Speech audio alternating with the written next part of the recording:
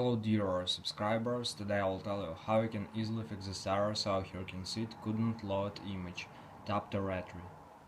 So how you can fix it? So mostly it happened because you just have problems with your internet connection. So first thing you need to check your internet connection. So just open the settings, and in the settings, if you're using Wi-Fi, just open Wi-Fi, just try to turn it off and turn on again.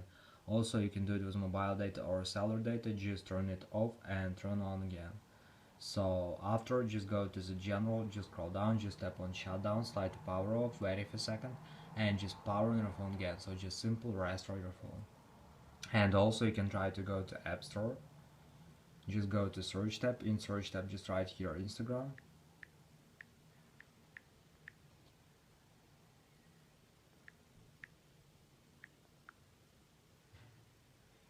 And if you see here not open but update, just tap on update and wait until it will successfully install the latest updates for your Instagram. So thanks for watching, have a nice day, subscribe to my channel, click like, and goodbye.